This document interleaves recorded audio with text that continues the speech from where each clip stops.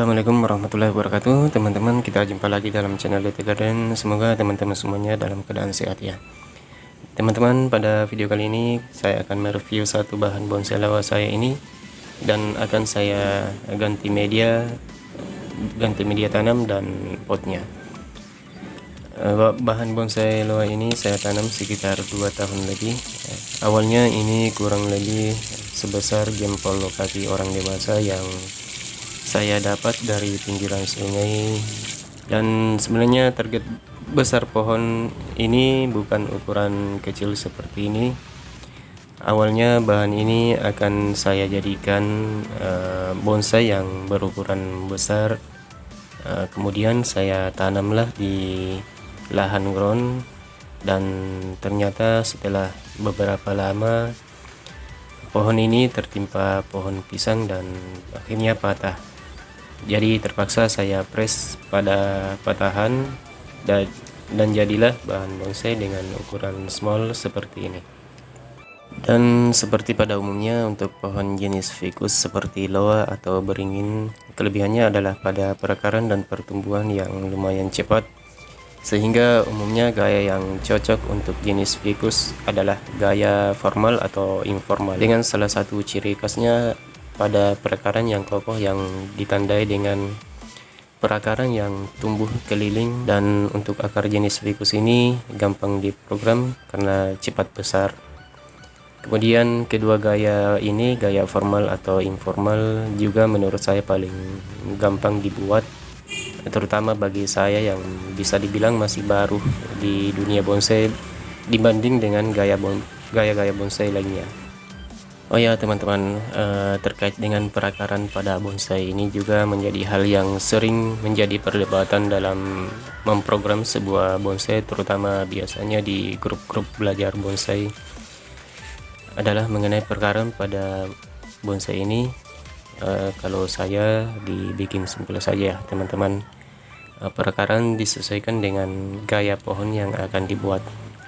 Jadi untuk gaya formal atau informal, dengan mengambil contoh pohon besar di alam sebagai pohon yang tumbuh lurus ke atas, yaitu pohon yang biasanya tumbuh di tanah lapang tanpa hambatan di sekitarnya, maka akarnya cenderung tumbuh keliling atau mutar.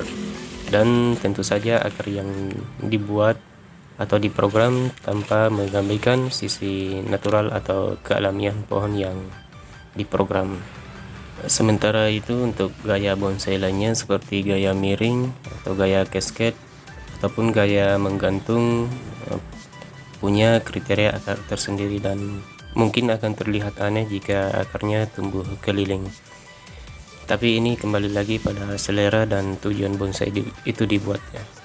Mungkin teman-teman membuat bonsai untuk dinikmati sendiri, ya bisa saja aturan atau pakem yang sudah ada itu bisa diabaikan, ataupun jika tujuannya adalah agar suatu saat bisa ikut berkompetisi lewat kontes dan pameran, ataupun untuk dijual, maka mau tidak mau kita harus ikuti selera pasar.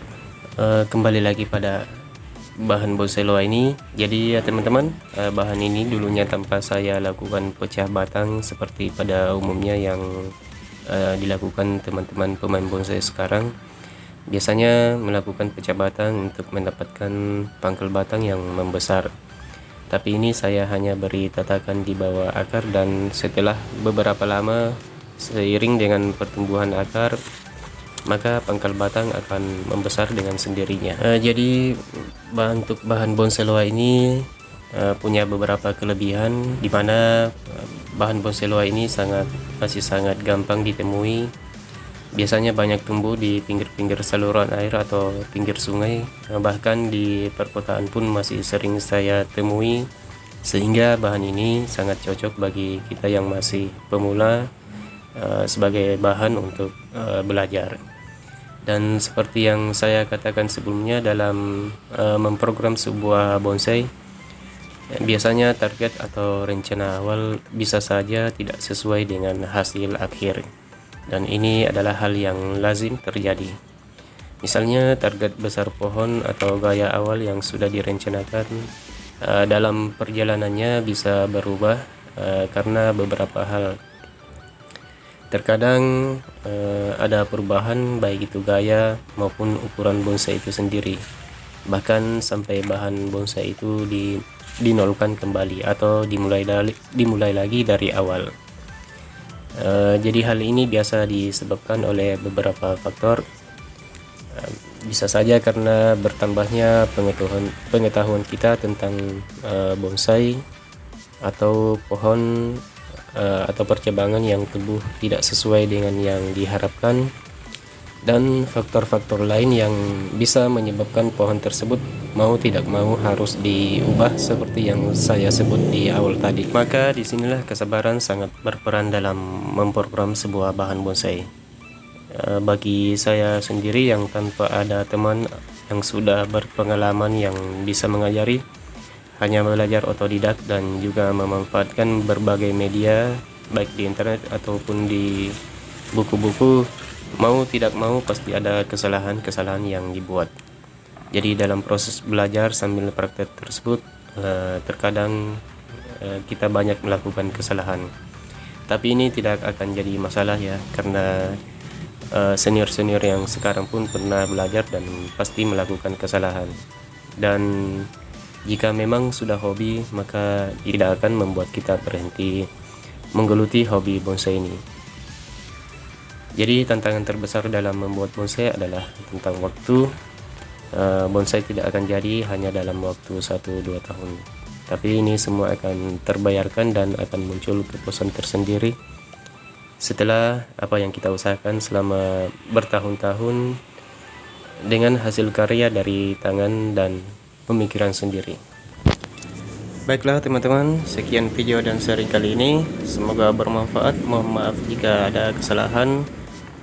Assalamualaikum warahmatullahi wabarakatuh dan salam hijau.